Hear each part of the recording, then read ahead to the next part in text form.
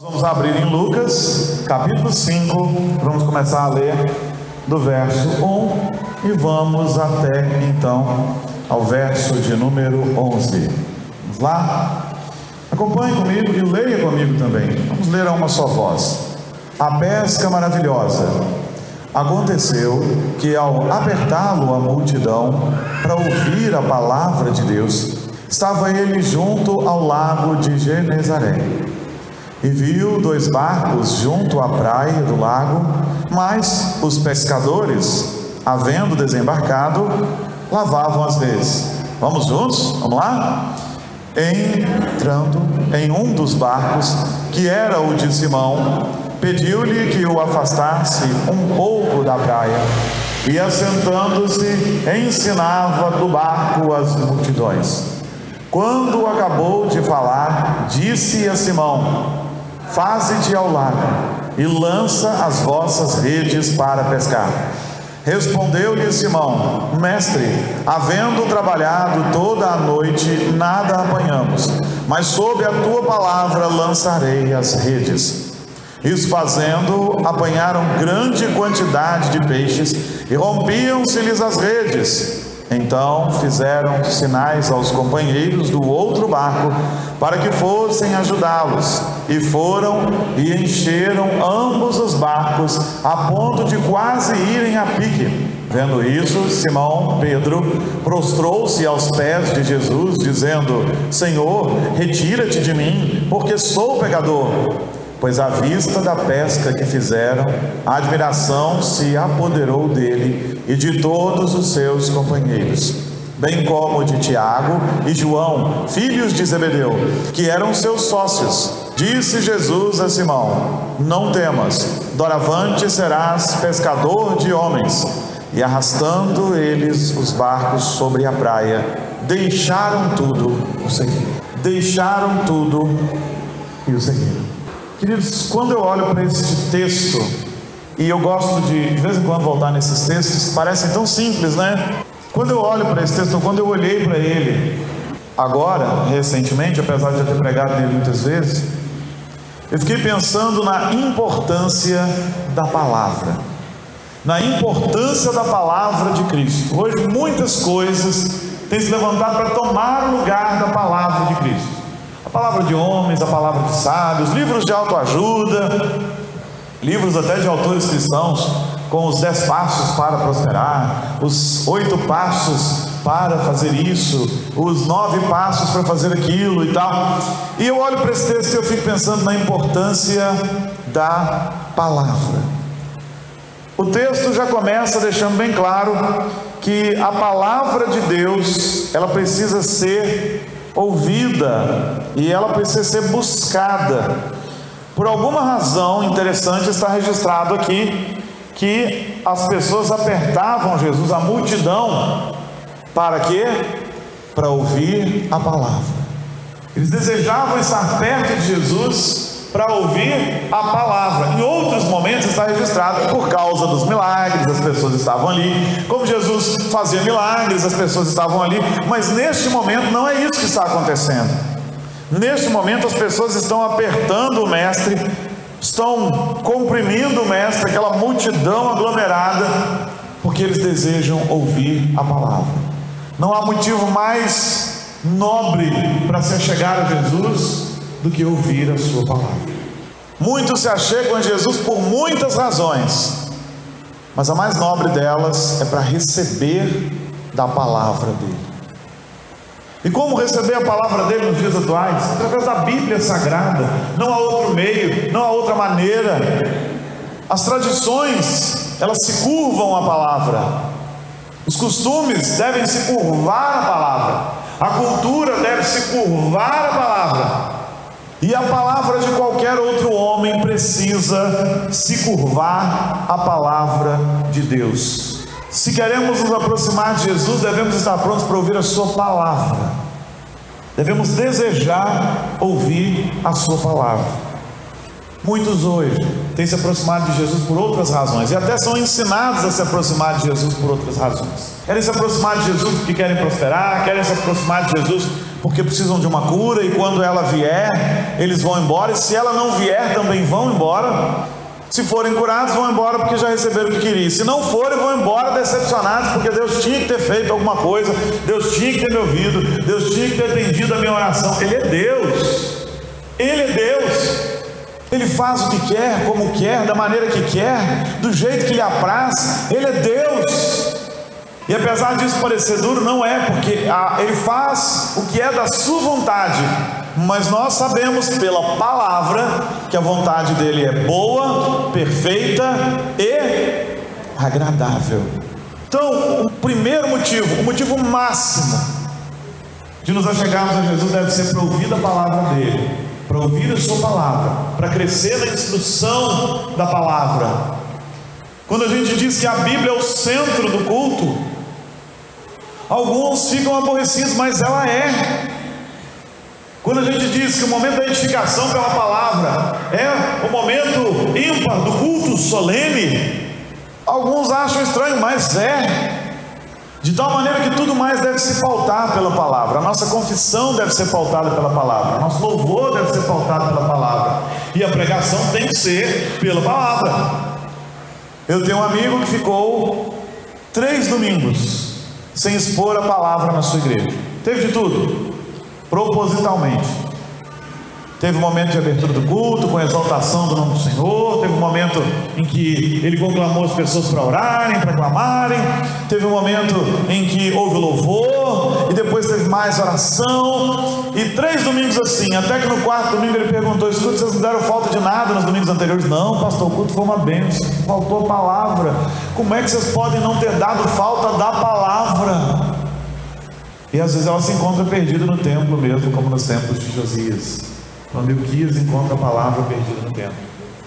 E a gente já falou sobre isso aqui, né? Tão estranho, contraditório e irônico termos tantas Bíblias disponíveis, temos tantas maneiras de acessar as Escrituras, e elas estarem perdidas em muitos corações. Então, devemos nos achegar a Jesus para ouvir a sua palavra. E Jesus então viu ali 2 barcos, a gente ainda está no verso 1, de pescadores que tinham pescado a noite inteira, mas agora estavam dobrando as redes, estavam lavando as redes porque não tinham pegado nada. O verso 3 diz que ele entra em um dos barcos, que era o de Pedro, de Simão, e ele pede para que Pedro se afaste um pouco, e ele se assenta, e o que ele faz? Ele ensina. Ele usa o barco como uma possibilidade dele ficar um pouco mais afastado do povo, e numa posição privilegiada para que ele pudesse ver o povo pudesse vê-lo e ouvir a sua voz, e ele ensina o povo vem até ele para ouvir a palavra, e a resposta dele a isso é: vocês estão certos, vocês precisam ouvir a palavra, e ele lhes ensina. Quando Jesus vem ao nosso encontro, ele vem com a sua palavra. Não há outra maneira de sermos apresentados a Cristo, ao verdadeiro Cristo, senão pela palavra. Não há outra maneira de virmos a crer, senão pela palavra. Crer quem Deus quer, mas a ferramenta é a palavra, é a pregação da palavra. A fé vem pelo ouvir da palavra de Deus. Ou a nossa tradução diz que a fé vem pela pregação da palavra de Deus. Se queremos conhecer o verdadeiro Jesus, precisamos da palavra. É por isso que as pessoas foram ensinadas pelo próprio Senhor Jesus. Porque hoje você pode perguntar para muitas pessoas: você crê em Deus? Elas dirão: creio. Mas elas não creem no Deus verdadeiro, elas creem no ídolo que elas criaram, ou que uma sociedade criou para elas. Porque quando a gente imagina Deus da nossa perspectiva e não quer aprender o que a palavra diz de Deus, nós criamos um ídolo. Você não precisa de uma imagem para ter um ídolo, não. Basta que você crie um Deus ao seu bel prazer. Quando uma pessoa começa a dizer assim: eu não creio no Deus assim do jeito que vocês pregam, eu creio que Deus é assim, que Deus é assim, que Deus é assado. Se a crença dele estiver de conformidade com as Escrituras, ok. Mas se a crença dele não está de conformidade com as Escrituras, porque ele não lê as Escrituras, ou se lê não concorda, mas ele diz que crê em um Deus conforme a sua imaginação, então ele tem um ídolo, mesmo que ele não tenha um material. Ele criou os seus ídolos. Se você perguntar para uma pessoa se ela crê em Jesus, sim, muitos creem em Jesus, mas é o Jesus das Escrituras? Não, muitas vezes não. Você tem o Jesus que é o Jesus das imaginações das pessoas, ele é um ídolo. Você tem o Jesus de muitas religiões, em algumas ele é um homem evoluído, em outras ele é só um grande profeta, em outras ele é só um espírito evoluído de luz. Mas esse não é o Jesus verdadeiro, o Jesus que se revela a nós nas páginas das Escrituras. É por isso que é importante conhecermos as Escrituras, e é por isso que Jesus se ocupou de dar ao povo a sua palavra, e Ele continua a nos dar a sua palavra através da Bíblia. Através da Bíblia. De tal maneira que se você prioriza muitas coisas, mas não prioriza a Bíblia, a sua fé nem é uma fé manca, caduca, não. Ela não é fé. Mesmo que você esteja dentro da igreja. Eu gosto de cantar, mas eu, na hora da palavra, não gosto muito não. Isso não, sua fé nem é manca, não há fé. Eu não gosto muito de ensino doutrinário, acho que doutrina é bobeira. Como assim doutrina é bobeira? Não há outra maneira de se ensinar ao povo de Deus que não seja doutrina. Se alguém abre a Bíblia e ensina a Bíblia, ele está doutrinando a outra pessoa. Isso é que é doutrina. Usos e costumes são outras coisas lá em outros lugares. Tem isso também, muita coisa que as pessoas ensinam sob a alegação de que a palavra de Deus não é. Às vezes alguns dizem, né? A presbiteriana não tem doutrina, a presbiteriana não tem regras humanas de usos e costumes que ela impõe. Claro que temos regras humanas, né? A igreja precisa de algumas regras para ela funcionar, e nem todas elas são encontradas na Bíblia, e a gente tem a nossa Constituição e tal. Mas o que eu estou dizendo é que quando as pessoas dizem que nós não temos doutrina, é porque nós não usamos determinada roupa, porque nós não usamos determinado corte de cabelo, ou usamos, e isso não é doutrina, isso é só uso, costume. A doutrina jorra da Bíblia, da palavra. E isso é tão importante, que Jesus vem às pessoas e Ele se revela a elas através da palavra. Mas Ele é a palavra viva, Ele é o verbo vivo. E ainda que Ele não esteja materialmente aqui presente com a sua natureza humana, Ele se faz presente através da sua palavra, que é viva e eficaz, a Bíblia Sagrada. Então precisamos receber a palavra de Cristo. O povo vem a Cristo para ouvir a palavra, e o que Jesus dá a eles é exatamente a palavra. É a primeira coisa que Ele dá, é a mais essencial. Quando Ele acabou de falar, Ele disse para Simão Pedro que era para Simão Pedro afastar um pouco o barco e lançar as redes. E Simão diz: olha, nós trabalhamos a noite toda, Senhor, já estou lá no verso 5, e nós não apanhamos nada, mas sob a tua palavra lançarei as redes. Isso aqui não vai ser novidade como argumento desse texto. Nós devemos ir a Jesus pela sua palavra, devemos receber dele a sua palavra e devemos obedecer a sua palavra. Por que é que muitas vezes nós não provamos aquilo que poderíamos estar provando de Deus? Porque nós não obedecemos a palavra. Nós nos emocionamos, nós falamos com Deus aquilo que nós queremos, mas nós nem sempre ouvimos aquilo que Deus nos manda através da sua palavra. Muitas vezes eu não estou dizendo você, eu estou falando você também e eu, tu, ele, nós, vós, eles, fazendo isso aí. Nós sabemos que precisamos agir sob a palavra de Cristo, mas muitas vezes o nosso coração, que é enganoso, quer que a gente imponha a nossa vontade, nosso querer. Mas Pedro, que era uma montanha russa, até que Jesus trate com ele, né? Uma hora ele estava lá em cima, outra hora ele estava aqui embaixo. Pedro disse: Senhor, a gente não pescou nada, essa noite foi ruim de pesca, o mar não está para peixe, ninguém pegou nada, já estamos até lavando, mas já que o Senhor mandou, gente, vamos esticar essas redes aí de novo, vamos bater as redes outra vez. Vamos bater as redes. A pescaria deles não era mesmo com anzol, não. A pescaria deles era com rede mesmo, de arrastão. E Pedro fez, sob a palavra do Senhor. Então eles apanharam uma grande quantidade de peixes. Diz o verso de número 6. Quando fizeram isso, obedeceram a palavra, eles apanharam grande quantidade de peixes. O milagre aconteceu, mas por que ele aconteceu? Porque eles já tinham recebido a palavra e eles tinham obedecido a palavra. O milagre vem para quê? Para autenticar a palavra de Cristo, para manifestar a Cristo. Porque o milagre dissociado da palavra pode antes levar muita gente à perdição. São os milagres pelos milagres. Mas quando obedecemos a palavra, grandes coisas acontecem. Sempre. Às vezes a gente não entende porque nós estamos esperando grandes coisas da nossa perspectiva. Se esperamos da perspectiva de Deus, as coisas elas caminham de uma maneira diferente. Então lembre-se, os milagres vêm para autenticar a palavra, a pregação, eles vêm para dar esse respaldo. Os milagres vêm por causa da obediência. Jesus deixa isso tão claro quando ele fala da ansiedade, lá em Mateus 6. Depois de falar para você não andar ansioso de coisa alguma, quanto ao que vestir, quanto ao que comer, ele diz: buscai, pois, em primeiro lugar o reino de Deus e a sua justiça, e todas as demais coisas vos serão acrescentadas. E a gente fala sempre isso, que a gente inverte o negócio. A gente busca todas as demais coisas esperando que depois a palavra seja acrescentada. Não funciona assim. E a gente anda ansioso de coisas demais, e a gente vive ansioso por coisas demais. A gente nem sabe se uma coisa vai acontecer e já sofre por ela. Mas se vamos a Jesus pela sua palavra, se recebemos a sua palavra, se obedecemos a sua palavra, a provisão virá. O que aqueles homens eram? Pescadores. O que Cristo lhes deu? Peixes. Ele não fez chover dinheiro. E aquilo era um negócio. Os sócios estavam ali pescando, e naquela noite eles não fizeram nem para o café, ou para o pão asmo, né? Porque ele não tinha café naquela época. Mas o Senhor Jesus operou um milagre na vida deles, dando-lhes aquilo que era do seu trabalho.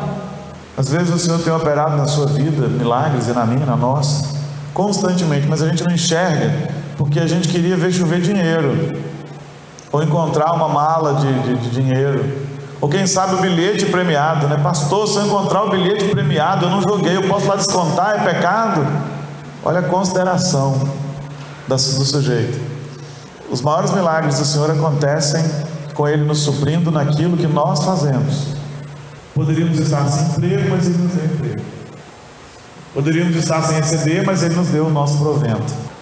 Então Ele está nos suprindo naquilo que Ele nos chamou para fazer. Aqueles homens pescavam e eles pescam. Não que Jesus não possa fazer de maneiras extraordinárias, Ele pode, mas via de regra Ele usa os meios ordinários para operar os grandes milagres na vida da gente, e a gente não presta atenção, porque está esperando alguma coisa muito fantástica acontecer. Então, se nos curvamos à palavra, e se nós obedecemos à palavra, o Senhor Deus se manifesta na nossa vida de uma maneira tremenda. E o que há de interessante em tudo isso é que a presença de Cristo e a sua palavra geram temor em nós. Vendo isto, Simão Pedro prostrou-se aos pés de Jesus, dizendo: Senhor, retira-te de mim, porque sou pecador. Quando ele viu o milagre, quando ele associou isso à palavra, ele entendeu que era o próprio Deus, e ele entendeu que ele era um pecador. Ele teve a consciência de pecado que todo mundo que há de ser transformado precisa ter, porque o perdão vem de Cristo, o lavar regenerador vem de Cristo. Então Pedro faz exatamente o que ele devia fazer, ele se prostra.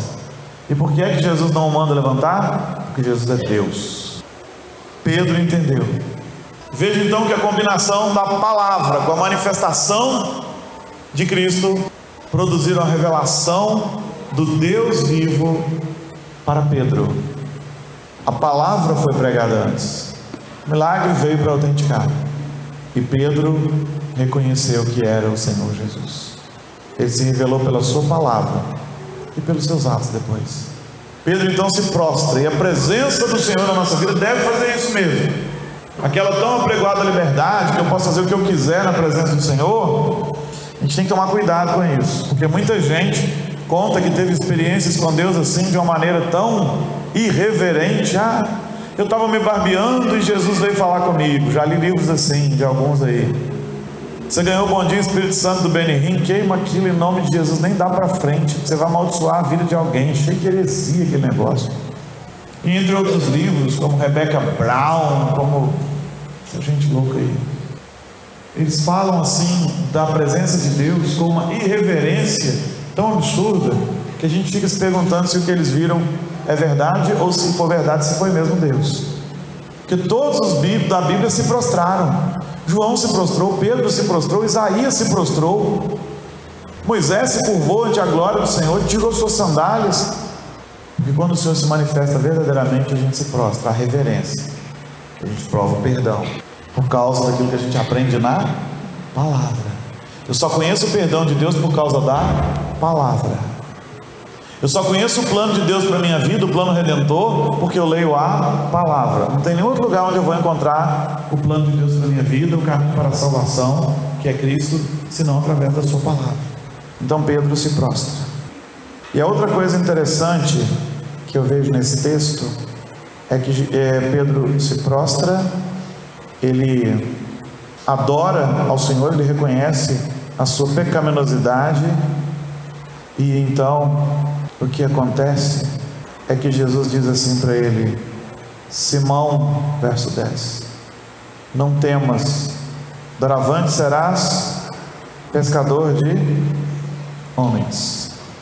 Quando Jesus se revela a nós, através da sua palavra e da sua pessoa, é para nos salvar? É, mas é porque Ele tem uma obra para nós. Jesus se revelou a você através da sua palavra, que alguém pregou de alguma maneira, mas foi a palavra. Ele tem uma obra para você. Como Ele estava se dirigindo aqui a pescadores, Ele disse: eu vou fazer vocês pescadores de homens. Talvez se Ele estivesse se dirigindo a pedreiros, Ele tivesse feito de vocês edificadores de vidas, construtores de novas vidas. Se estivesse se dirigindo a professores, talvez dissesse: farei de vocês ensinadores do meu reino. Se estivesse se dirigindo a bancário, talvez dissesse: darei a vocês a possibilidade do maior rendimento. Vocês vão ensinar as pessoas onde de fato guardar o seu mais precioso tesouro, lá no céu, onde o ladrão não rouba, o fogo não consome, a traça e a ferrugem não corrói. Se ele estivesse se dirigindo a ferroviários, talvez ele dissesse: falei de vocês maquinistas que vão levar o povo para o céu, porque diz que mineiro gosta tanto de trem, que até para o céu quer ir de trem, por causa da musiquinha Vou no Trem das Boas Novas lá do céu. Não sei se você vai de trem para o céu, mas tá bom. Enfim, existe um chamado de Cristo para todo aquele que Ele regenerou, e nós precisamos fazer isso, como os discípulos aqui fizeram. Eles arrastaram os seus barcos para a praia, deixaram tudo e foram ser pescadores de homens. Você deixou tudo? Você obedeceu a palavra? Deixou tudo mesmo? Deixou os velhos costumes, deixou os velhos pecados, deixou os velhos e maus hábitos? Desses Jesus vai querer que deixasse seus barcos, mas talvez você não. Ele vai querer te usar exatamente onde você está, mas Ele sempre requer que a gente deixe alguma coisa que é o tudo para nós: orgulho, autossuficiência, o intelectualismo de quem acha que vai convencer as pessoas pela sua argumentação muito poderosa, pela sua dialética muito tremenda. Há pessoas que sabem tanto e, no entanto, nunca viram uma alma se render a Cristo. E há pessoas que sabem tão pouco e, no entanto, são tão usadas. Então, talvez o seu deixar tudo seja deixar a sua autossuficiência e saber que sua suficiência está em Cristo Jesus. Devemos nos aproximar de Cristo para aprender mais dele através da sua palavra. E Ele está muito interessado em ministrar a sua palavra a nós, através da leitura bíblica, da pregação da palavra, do estudo bíblico, do devocional particular, da sua leitura lá na sua casa, da sua leitura bíblica anual, que a gente fornece todo ano, esse ano de uma maneira cronológica, sermões, estudos, enfim. O Senhor te edifica através da palavra dele. Você deve aprender a obedecer, a lançar as suas redes, confiado na palavra. Deve ouvir o chamamento dele, que está na palavra, e que é elucidado em nossos corações pela pessoa do Espírito Santo de Deus. E deve deixar tudo aquilo que lhe for requerido para você seguir Jesus. Tem coisas que não são requeridas, a gente pode continuar a seguir Jesus, mas Jesus chegou no extremo tão grande que Ele chegou a dizer assim: olha, se alguém não deixar pai e mãe por amor a mim, não é digno de mim. Gente, Jesus está ensinando deserção, está ensinando essa... Não, Ele está dizendo o seguinte: que se são eles aqueles que te impedem de segui-lo, se você tiver que fazer uma escolha, se você for obrigado a fazer uma escolha, ou nós ou Cristo, sua escolha é Cristo. Será que estamos prontos a deixar o nosso tudo? Isso é uma pergunta para você. A palavra é importante, que nos curvemos à palavra, que nos derramemos diante dela, que ouçamos a palavra e que vivamos a palavra. Não adianta conhecer a palavra, não adianta conhecer as doutrinas da graça, não adianta conhecer nada se você não vai viver a Bíblia. Eu sei que não devo fazer determinada coisa, mas eu faço. Isso é incoerência, isso é falta de conversão. E querer conhecer a Cristo, mas não querer conhecer a sua palavra, é incoerência, porque ele se revela através da palavra, ele se revela através das páginas das Escrituras. Deus ainda fala hoje? Fala através da Bíblia. E o Santo Espírito te ilumina. Ele não te revela, tudo que precisava ser revelado está nas Escrituras, mas ele te ilumina. Então ame a palavra, se curve a palavra, viva a palavra, se renda à palavra. Não é o que eu quero, nem o que você quer, não é o que o nosso coração deseja, o nosso coração é enganoso, mas é a palavra. Não é aquilo que eu acho que tem que ter na igreja, não é aquilo que eu acho que as pessoas têm que fazer, mas é a palavra. Mas as pessoas deviam estar fazendo uma outra coisa, mas e eu estou fazendo o quê? Eu estou seguindo a palavra? Se todos nós nos propusermos a seguir a palavra, faremos a vontade de Deus, e se fizermos a vontade de Deus, tudo irá bem. Mas enquanto é o que eu acho, o que eu penso, o que eu quero, o que eu quero impor, o que eu acredito, não funciona. Derrame-se diante da palavra de Deus, ouça a palavra, conheça o Cristo, o verdadeiro Cristo, através da palavra. Não o que você acha que é, não o que você pensa que é, não o que a televisão acha que é, nem o que as ideologias imaginam. O Deus negro, o Deus ariano. Não, Deus é Deus, Ele não tem cor, Ele é Espírito.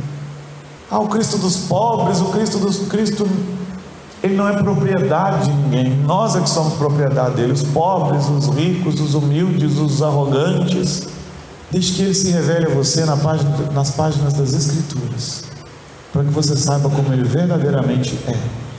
E você sabe que não são atributos físicos que estão revelados ali, mas os mais importantes, os de caráter, os da sua graça, grandeza, beleza.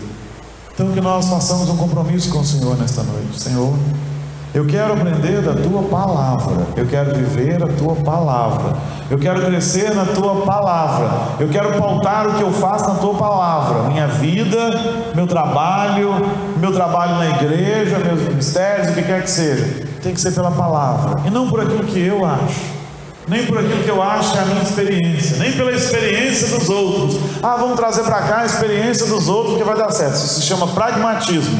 Isso se pratica nas empresas, não aqui. Aqui a gente ora, busca Deus, lê a palavra, obedece a palavra, e a igreja caminha para onde ela precisa caminhar. Você não precisa invejar o que é dos outros, porque a cada um Deus deu aquilo que Ele quis dar, e Ele vai nos usar como Ele quiser usar. Nós precisamos da palavra. Que saímos aqui com o compromisso de nos curvarmos a palavra, e que o Senhor Deus nos abençoe, em nome de Jesus. Amém? Nós vamos orar pedindo a Deus para que Ele nos instrua através da sua palavra, e para que nós tenhamos um compromisso com a palavra. Nós vamos orar pedindo ao Senhor para que a palavra de fato nos inunde, nos transborde. Santo Espírito nos fará lembrar aquilo que conhecemos, Ele nos fará lembrar, então precisamos conhecer. Que vivamos a palavra, em nome de Jesus.